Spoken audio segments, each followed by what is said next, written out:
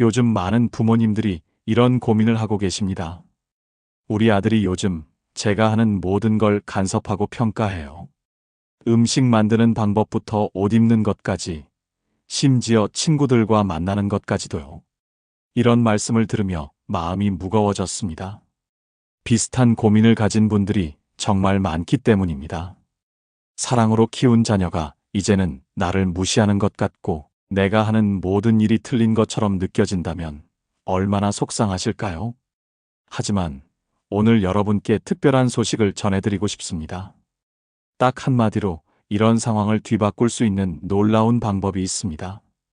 이 방법은 부모의 권위나 경험을 내세우지 않습니다.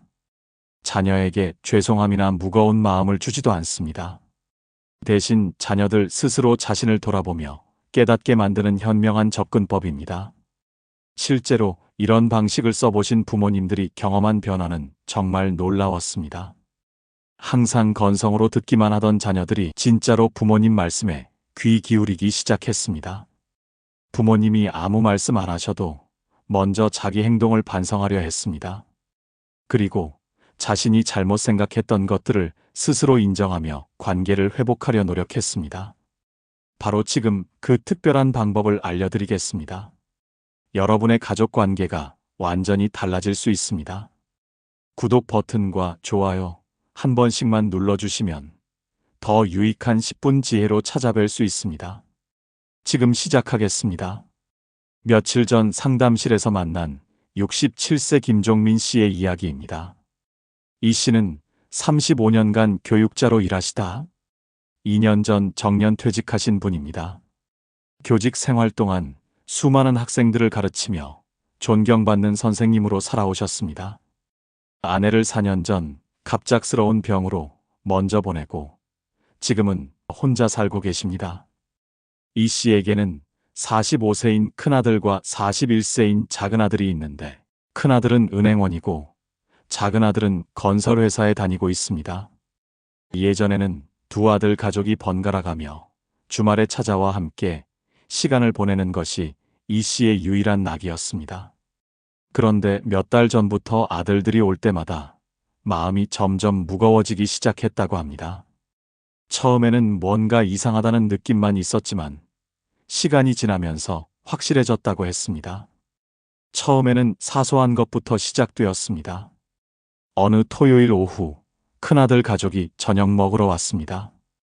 이 씨는 며칠 전부터 아들이 좋아하던 갈비찜을 준비했습니다. 예전에 아내가 하던 방식 그대로 정성스럽게 양념을 재워두고 압력솥에 푹 끓여낸 갈비찜이었습니다. 그런데 며느리가 한 입맛을 보더니 무심코 이렇게 말했습니다. 아버님, 요즘은 갈비찜도 에어프라이어로 하면 기름기가 쭉 빠져서 훨씬 건강해요. 저희 집에도 큰 걸로 하나 있는데 정말 편하거든요. 이 씨는 순간 가슴이 뜨끔했습니다. 40년 넘게 같은 방식으로 요리해왔는데 갑자기 건강하지 않다는 식으로 들렸기 때문입니다. 하지만 며느리가 나쁜 의도로 한 말이 아니라고 생각하며 애써 웃으면서 그러게 요즘은 그런 게 있구나 라고 대답했습니다. 그런데 이런 일들이 하나둘 계속 생겨났습니다. 다음 주에는 작은아들 가족이 왔는데 아들이 거실을 둘러보더니 이렇게 말했습니다. 아버지, 이제 큰 TV로 바꾸시는 게 어때요? 요즘 나온 스마트 TV는 정말 화질이 좋거든요. 넷플릭스도 볼 수 있고 유튜브도 크게 볼 수 있어서 아버지가 좋아하실 것 같은데요. 또 다른 날에는 8살 손자가 와이파이가 느리다며 태블릿 게임이 자꾸 끊긴다고 투덜댔습니다. 작은 며느리는 요즘은 인터넷 속도가 생활의 질을 좌우한다고 하잖아요 라고 덧붙였습니다. 이 씨는 점점 자신이 시대에 뒤떨어진 사람처럼 느껴졌습니다. 자신이 사용하는 모든 것들이 평가받고 있다는 기분이었습니다. 요리 방식도, TV도, 인터넷도, 심지어 집안 곳곳까지 모든 게 뭔가 부족한 것처럼 여겨지고 있었습니다. 그러나 가장 마음이 아팠던 순간은 따로 있었습니다. 어느 일요일 오후 큰아들이 평소보다 진지한 표정으로 이 씨를 바라보며 말했습니다. 아버지, 혹시 최근에 건강검진 받으셨어요? 이 씨가 지난달에 동네 병원에서 받았는데 별 이상 없다고 하더라고 답했습니다. 그러자 아들이 이렇게 말했습니다. 아버지, 이제 나이도 있으시고 혼자 계시니까 큰 병원에서 정밀검사를 받으시는 게 좋을 것 같아요. 요즘은 조기 발견이 중요하다고 하잖아요. 제가 알아봐서 좋은 병원으로 모셔다 드릴게요. 이 씨는 그 순간 가슴이 답답해지는 것을 느꼈습니다. 아들이 걱정해서 하는 말이라는 것은 알겠지만 마치 자신이 건강관리도 제대로 못하는 무능한 사람처럼 취급받는 느낌이었습니다. 30년간 교사로 일하면서 수많은 학생들과 학부모들로부터 존경받으며 살아온 자신이 이제는 아들에게 이런 소리를 듣고 있다는 현실이 받아들이기 어려웠습니다. 그날 밤 이 씨는 침대에 누워서도 좀처럼 잠을 이룰 수가 없었습니다. 내가 뭘 잘못했나? 아들들이 나를 짐스러워하는 건가? 혹시 내가 정말로 뒤떨어진 사람이 된 건가? 이런 생각들이 머릿속을 맴돌았습니다. 교직 생활 동안 학생들에게 인생의 지혜를 전해주던 자신이 이제는 아들들에게 배워야 할 처지가 된 것 같았습니다. 더욱 속상한 것은 자신이 느끼는 이런 감정들을 아들들에게 표현할 수도 없다는 것이었습니다. 혹시 예민하다는 소리를 들을까봐, 혹시 부담을 줄까봐 그냥 마음속으로만 삭혔습니다. 김종민 씨처럼 고민하고 계신 분들이 의외로 많습니다. 자녀들은 나쁜 마음이 아니라고 하지만 부모님 입장에서는 하나하나가 다 무시당하는 것처럼 느껴지는 겁니다. 이런 상황이 계속되면 부모님들은 점점 자녀 앞에서 위축되고 눈치를 보게 되며 결국 관계가 멀어지게 됩니다. 그렇다면 어떻게 해야 할까요? 흔히들 이런 실수를 합니다. 화가 나면 내가 너를 어떻게 키웠는데라며 과거를 들먹이거나 서운한 마음을 길게 설명하려고 합니다. 하지만 이런 방법은 오히려 자녀들의 마음을 더 멀어지게 만듭니다. 진짜 해결책은 따로 있습니다. 먼저 우리가 이해해야 할 것이 있습니다.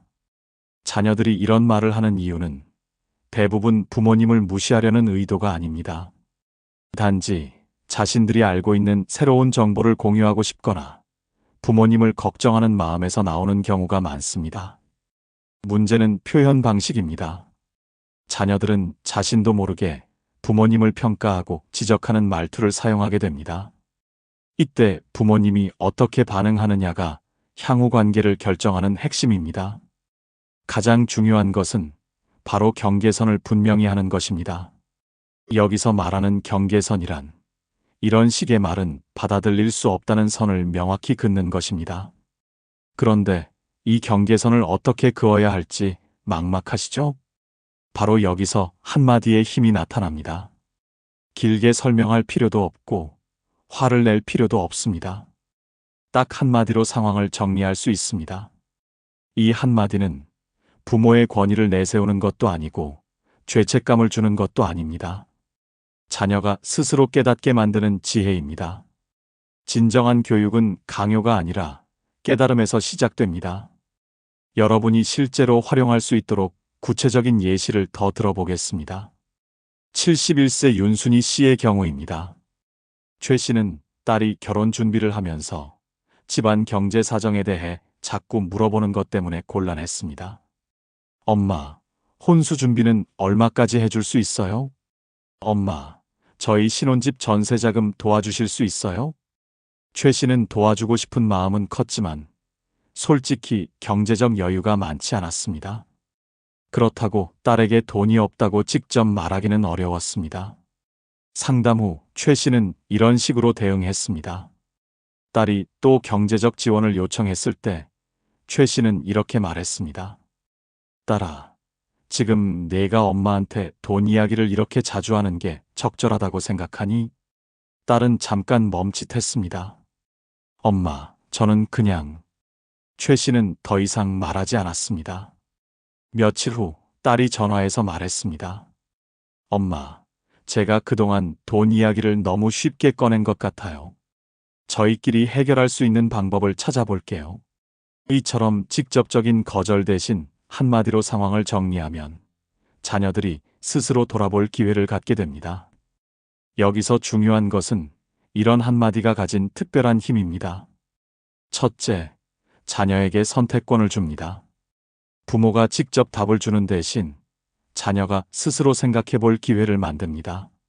둘째, 관계를 대등하게 만듭니다. 일방적인 지시나 명령이 아니라 서로 존중하는 관계임을 확인시켜 줍니다. 셋째, 감정적 갈등을 피합니다. 직접적인 거절이나 비판 대신 부드럽게 메시지를 전달할 수 있습니다. 이런 방식이 효과를 발휘하려면 몇 가지 조건이 필요합니다. 무엇보다 진심이 담겨야 합니다. 단순히 기술적인 대응이 아니라 자녀를 진정으로 존중하는 마음에서 나와야 합니다. 또한 일관성이 중요합니다. 어떤 때는 이렇게 대응하고 어떤 때는 예전 방식으로 돌아가면 안 됩니다. 꾸준히 같은 태도를 유지해야 자녀들도 변화를 받아들이게 됩니다. 마지막으로 인내심이 필요합니다. 변화에는 시간이 필요합니다. 때로는 자녀들이 처음에는 어색해하거나 의아해할 수도 있습니다. 하지만 시간이 지나면서 이런 방식이 더 건강한 관계를 만든다는 것을 깨닫게 됩니다. 실제로 이런 방법을 적용한 분들의 공통된 경험담이 있습니다. 처음에는 어색했는데 몇 달 지나니까 아이들이 더 솔직하게 이야기하더라.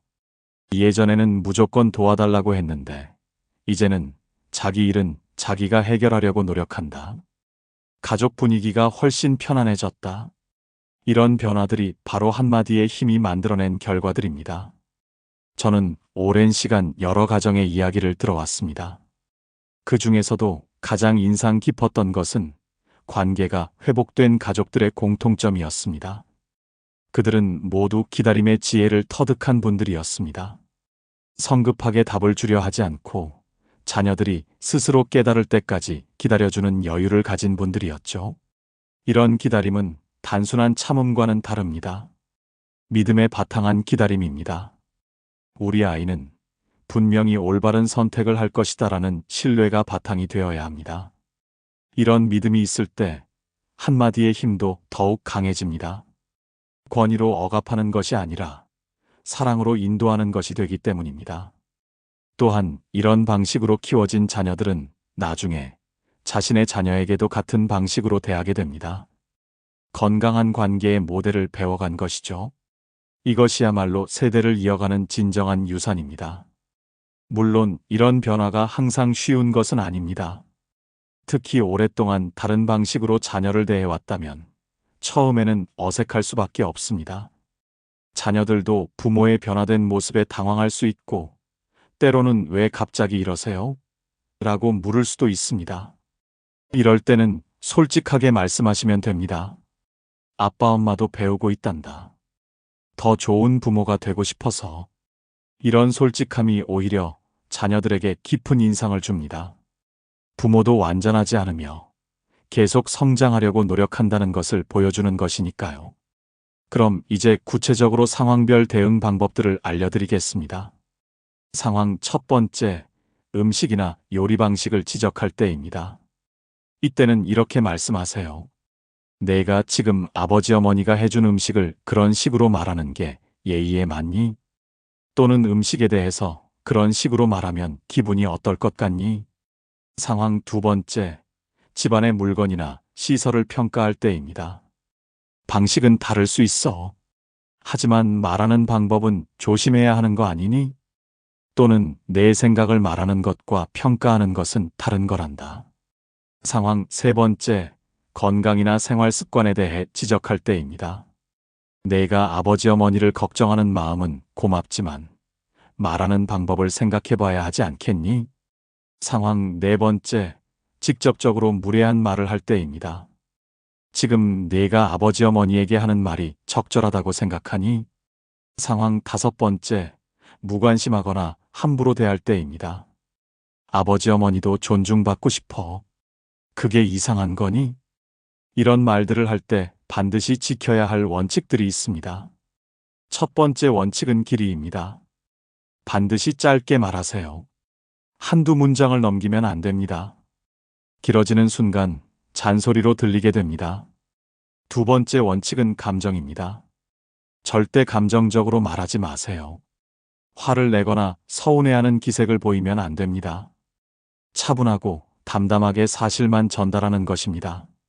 세 번째 원칙은 과거 금지입니다. 내가 너를 어떻게 키웠는데 같은 과거 이야기는 절대 꺼내지 마세요. 과거를 들먹이는 순간 자녀들은 마음의 문을 닫아버립니다. 네 번째 원칙은 침묵입니다. 한마디를 한 후에는 더 이상 말하지 마세요. 설명하려 하지도 마시고 변명을 들으려 하지도 마세요. 그냥 조용히 있으면 자녀들이 스스로 생각하게 됩니다. 다섯 번째 원칙은 일관성입니다. 같은 상황이 반복될 때마다 같은 방식으로 대응하세요. 오늘은 참았다가 내일은 화를 내는 식으로 하면 안 됩니다. 여섯 번째 원칙은 태도입니다. 말할 때의 표정과 자세도 중요합니다. 화난 얼굴도 안 되고 슬픈 얼굴도 안 됩니다. 차분하지만 단호한 표정을 유지하세요. 왜 이런 방법이 효과가 있을까요? 자녀들은 부모님이 화를 내거나 서운해할 줄 알고 있습니다. 그런데 차분하게 한마디만 하고 침묵하면 당황하게 됩니다. 그 순간 자신의 말이 정말 적절했는지 돌아보게 되는 것입니다. 김종민 씨의 경우를 다시 살펴보겠습니다. 상담을 받은 후 이 씨는 이 방법을 실천해 보기로 했습니다. 다음 주 아들 가족이 찾아왔을 때였습니다. 이 씨가 정성껏 준비한 저녁상을 받으며 며느리가 또 이런 말을 했습니다. 아버님, 요즘은 나트륨 섭취를 줄이는 게 좋다고 해서 저희는 싱겁게 먹고 있어요. 예전 같았으면 이 씨는 그래, 다음엔 더 싱겁게 해야겠네 라고 했을 겁니다. 하지만 이번엔 달랐습니다. 이 씨는 며느리를 똑바로 쳐다보며 차분한 목소리로 말했습니다. 며느리야, 지금 내가 아버지 음식에 대해서 하는 말이 예의에 맞다고 생각하니? 며느리는 순간 당황했습니다. 아, 아버님. 그런 뜻이 아니었는데. 이 씨는 더 이상 말하지 않았습니다. 그냥 평온한 표정으로 식사를 계속했습니다. 그날은 어색한 분위기 속에서 식사가 끝났습니다. 며느리는 뭔가 불편한 기색이었고 아들도 무슨 일인지 모르겠다는 표정이었습니다. 하지만 이 씨는 포기하지 않았습니다. 다음에 또 비슷한 상황이 생겼을 때도 같은 방식으로 대응했습니다. 세 번째, 네 번째 이런 일이 반복되자 며느리가 조심스럽게 말했습니다. 죄송해요, 아버님. 제가 말을 조심스럽게 했어야 했는데. 이렇게 변화에는 시간이 걸렸지만 이 씨는 꾸준히 같은 태도를 유지했습니다. 이 씨는 한마디의 힘을 직접 경험했다고 말씀하셨습니다. 하지만 이런 변화가 하루아침에 일어나는 것은 아닙니다. 가장 중요한 것은 일관성입니다. 처음에는 자녀들이 엄마 아버지가 왜 이래? 라며 당황하거나 화를 낼 수도 있습니다. 요즘 예민해지셨네 라고 말할 수도 있고 심지어 더 반발할 수도 있습니다. 이럴 때가 가장 힘들 때입니다. 내가 괜히 이랬나? 하는 생각이 들 수 있습니다. 하지만 흔들리지 마세요. 이런 반응은 자연스러운 과정입니다. 자녀들도 새로운 부모님의 모습에 적응하는 시간이 필요합니다. 계속해서 같은 방식으로 대응하세요. 시간이 지나면 자녀들은 학습하게 됩니다. 아, 아버지 어머니께는 이런 식으로 말하면 안 되는구나. 이런 깨달음을 갖게 되는 것입니다. 65세 이미숙 씨는 다른 종류의 어려움을 겪고 있었습니다. 딸이 결혼한 후 가끔 친정에 와서 하는 말들 때문에 속상하셨습니다. 엄마, 요즘도 그 옛날 화장품 쓰세요? 제가 좋은 브랜드 알려드릴까요? 엄마, 그 옷 언제 산 거예요? 좀 더 젊어 보이는 스타일로 바꾸시는 게 어때요? 이 씨는 딸이 자신을 위해서 하는 말이라는 걸 알지만 자신의 모든 것이 촌스럽다고 평가받는 것 같아서 마음이 아팠습니다. 또 다른 경우는 73세 박재호 씨입니다. 조 씨는 손자가 중학생이 되면서부터 태도가 달라진 것 때문에 고민이었습니다. 예전에는 할아버지와 이야기하는 걸 좋아했는데 이제는 스마트폰만 보며 시큰둥한 반응을 보였습니다. 할아버지, 그건 옛날 이야기예요. 지금은 달라요. 할아버지는 요즘 트렌드를 몰라요. 조 씨는 세대 차이를 이해하려 하지만 손자가 자신을 구시대 사람 취급하는 것 같아서 서운했습니다. 이런 분들의 공통점은 무엇일까요?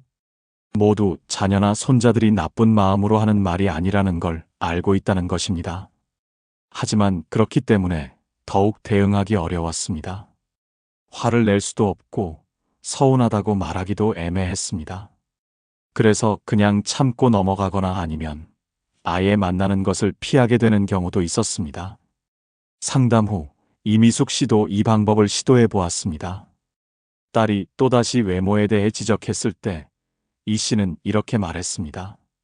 딸아, 지금 네가 엄마 외모에 대해서 하는 말들이 어떻게 들리는지 아니? 딸은 잠시 당황했습니다. 엄마, 저는 엄마를 더 젊고 예쁘게 보이게 하려고.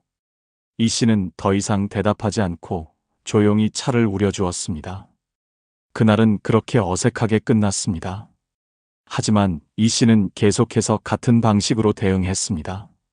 몇 차례 비슷한 일이 반복된 후 딸이 조심스럽게 말했습니다. 엄마, 제가 그동안 말을 너무 함부로 한 것 같아요. 엄마는 지금도 충분히 예쁘세요. 이런 변화가 일어나기까지는 약 2달 정도의 시간이 걸렸습니다. 박재호 씨의 경우에는 다른 접근이 필요했습니다. 손자가 또 할아버지는 몰라요라고 말했을 때 조 씨는 이렇게 말했습니다. 그래, 할아버지가 모르는 게 많지. 하지만 내가 할아버지한테 말하는 방식을 다시 생각해보면 어떨까? 손자는 순간 조용해졌지만 여전히 시큰둥한 표정이었습니다. 조 씨는 실망스러웠지만 꾸준히 같은 태도를 유지했습니다. 몇 주가 지나고 나서야 손자가 조금씩 변하기 시작했습니다. 할아버지, 이건 이렇게 하는 거예요 라고 예전보다 부드러운 말투로 설명해 주기 시작했습니다. 완전한 변화는 아니었지만 최소한 무시하는 태도는 줄어들었습니다. 이런 변화들을 보면서 한 가지 깨달을 수 있는 것이 있습니다. 자녀들은 부모님을 일부러 무시하려는 것이 아닙니다. 단지 경계선이 어디인지 모르고 있을 뿐입니다. 부모님이 그 경계선을 분명히 그어주면 자녀들도 그 선을 존중하게 됩니다. 그런데 여기서 주의하실 점이 있습니다. 이 방법은 단순히 자녀들을 혼내는 것이 아닙니다. 오히려 자녀들을 더 성숙한 사람으로 만드는 과정입니다. 부모님을 존중하는 법을 가르치는 것이고 이것은 결국 자녀들에게도 도움이 됩니다. 존중받는 관계에서만 진정한 사랑이 오고 갈 수 있기 때문입니다. 또한 이런 태도는 부모님 자신에게도 큰 변화를 가져옵니다. 더 이상 자녀 앞에서 위축되지 않게 됩니다. 당당하게 자신의 의견을 말할 수 있게 됩니다. 자존감이 회복되고 관계에서의 주도권도 되찾을 수 있습니다. 실제로 많은 분들이 이 방법을 시도한 후 이런 말씀을 하십니다. 이제야 진짜 부모 노릇을 하는 것 같다. 자식들과 대화하는 것이 즐거워졌다. 나도 존중받을 자격이 있는 사람이라는 걸 깨달았다. 하지만 이 모든 것에 전제 조건이 있습니다. 바로 부모님 자신이 먼저 자신을 존중하는 마음을 가져야 한다는 것입니다. 나는 평생 자녀들을 위해 살았으니까 이제는 무시당해도 괜찮다. 이런 생각을 버리셔야 합니다. 부모님도 인격을 가진 한 사람입니다. 존중받을 권리가 있고 품위 있게 대우받아야 할 존재입니다. 이런 마음가짐을 가지고 계셔야 자녀들도 그렇게 대하게 됩니다. 지금까지 말씀드린 방법들을 실제로 적용할 때가 중요합니다. 이렇게 대응할 때 앞서 말씀드린 원칙들을 꼭 기억하세요. 특히 이런 상황에서는 절대 하지 마셔야 할 것들이 있습니다. 자녀가 변명을 늘어놓을 때 그런 핑계 대지 말아라고 차단하지 마세요. 그냥 조용히 들어주시면 됩니다. 자녀가 화를 낼 때 내가 뭘 안다고 그래? 라며 맞받아치지 마세요. 감정이 가라앉을 때까지 기다리시면 됩니다. 자녀가 울거나 서운해할 때 엄마 아빠가 나쁜 사람이니? 라고 죄책감을 주지 마세요. 내 마음도 이해해라고 공감만 해주시면 됩니다. 그리고 혹시 여러분이 실수를 했을 때는 어떻게 해야 할까요? 감정적으로 말해버렸다면 하루 정도 시간을 둔 후에 이렇게 말씀하세요. 어제 아빠 엄마가 말을 너무 감정적으로 했네. 미안하다. 과거 이야기를 꺼냈다면 이렇게 하세요. 아빠 엄마가 옛날 이야기를 꺼낸 건 잘못했어. 지금 이 순간이 중요하지. 너무 길게 잔소리했다면 이렇게 정리하세요. 아빠 엄마가 말이 너무 많았네. 핵심은 이거야. 내가 어떻게 생각하는지 궁금해. 중요한 것은 실수를 인정하되 자신을 과도하게 비하하지는 않는 것입니다. 아빠 엄마가 완전히 틀렸어. 정말 바보 같았어. 이런 식으로 말하면 안 됩니다. 오히려 자녀가 부담스러워합니다. 아빠 엄마도 배워가는 중이야. 더 나은 방법을 찾아보자. 이 정도면 충분합니다. 이런 방법들이 처음에는 어색하게 느껴질 수 있습니다. 지금까지 해오던 방식과 다르기 때문입니다. 하지만 연습하시면 자연스러워집니다. 먼저 혼자서 연습해 보세요. 거울 앞에 서서 상황을 가정해 보는 겁니다. 만약 자녀가 이런 말을 하면 나는 이렇게 대답하겠다. 차분한 목소리, 단호한 표정을 연습해 보세요. 목소리 톤이 너무 높아지지 않도록 주의하시고 표정은 화나지도 슬프지도 않은 중립적인 모습을 유지하세요.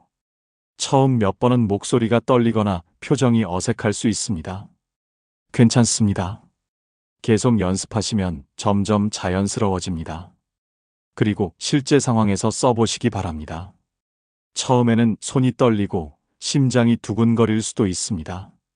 말을 하고 나서 후회가 될 수도 있습니다. 하지만 용기를 내어 계속해 보세요. 그 한마디가 여러분의 인생을 바꿀 수 있습니다. 마지막으로 이런 변화를 통해 기대할 수 있는 것들에 대해 말씀드리겠습니다. 우선 완벽한 변화를 기대하지는 마세요. 자녀들이 갑자기 완전히 달라지지는 않습니다. 하지만 작은 변화들은 분명히 생겨날 것입니다. 첫째, 자녀들이 말을 조심하기 시작합니다. 완전히 안 하는 건 아니지만 예전보다는 신중해집니다. 둘째, 부모님 자신이 더 당당해집니다. 무조건 참기만 하는 것이 아니라 필요할 때 의견을 표현할 수 있게 됩니다. 셋째, 관계에서 서로의 선이 명확해집니다. 어디까지가 괜찮고 어디서부터는 안 되는지 알게 되어 갈등이 줄어듭니다. 넷째, 가족 분위기가 조금씩 개선됩니다. 당장 눈에 띄지는 않겠지만 시간이 지나면서 서로를 더 배려하게 됩니다. 다섯째, 다른 사람들과의 관계도 좋아집니다. 경계를 정하는 법을 배우면 친구들이나 이웃들과도 더 편안한 관계를 만들 수 있습니다. 이런 변화들은 시간을 두고 점차 나타납니다. 몇 달, 때로는 1년 정도의 시간이 걸릴 수도 있습니다. 하지만 꾸준히 실천하시면 분명히 달라집니다. 많은 분들이 나이 들어서 이제 와서 뭘이라고 생각하실 수 있습니다. 하지만 그렇지 않습니다. 변화에는 나이 제한이 없습니다. 오히려 인생의 연륜이 있기 때문에 더 현명한 변화가 가능합니다. 그리고 이런 변화는 여러분만을 위한 것이 아닙니다. 자녀들에게도 손자들에게도 소중한 교육이 됩니다. 존중하는 관계가 무엇인지, 품위 있는 어른이 어떤 모습인지 보여주는 것입니다.